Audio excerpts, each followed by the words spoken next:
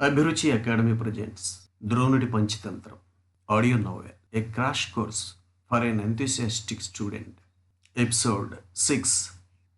Sir, ఈరోజు నాకు ఏం కథ చెప్పబోతున్నారు? శ్రీకృష్ణదేవరాయల ఆస్థానంలో ఉన్న మహామంత్రిగా పనిచేసిన తెంబరసు గురించి ప్రచారంలో ఉన్న ఓ కథ చెప్పబోతున్నా, ఉపోద్ఘాతంగా అన్నాడు ద్రోణ.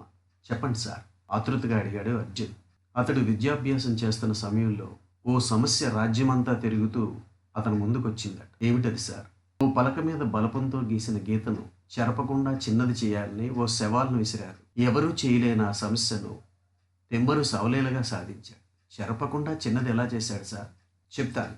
నువ్వు పొట్టివాడివా, పొడుగువాడివా, తెలివైన వాడివా, తెలివి తక్కువవాడివా, తెల్లగా ఉంటావా, నల్లగా ఉంటావా? ప్రశ్నలు సంధించాడు ద్రోణ.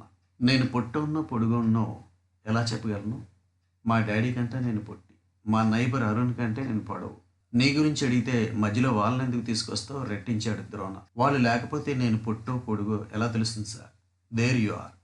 తెంబరస్ కూడా ఆ గీతను చిన్నది చేయటానికి ఇంకో గీత అవసరమైంది.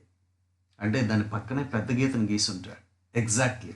పోలిక అనేది లేకపోతే పెద్ద చిన్న అనే మాటలకు అర్థమే లేదు. తెలివైనవాడు, తెలివి తక్కువవాడు అనే మాటలకు అర్థమే లేదు. ఈ చిన్న సూక్ష్మాన్ని చిన్న వయసులోనే అర్థం చేసుకోగలిగాడు తెమ్మరసు.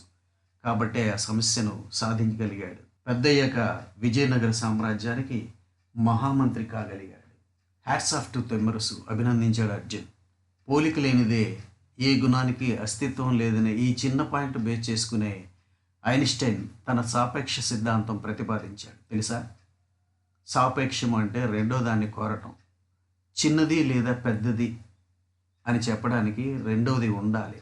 మార్వెలస్, విస్మయంగా అన్నాడు Arjun. A small quiz to the audience on episode 6.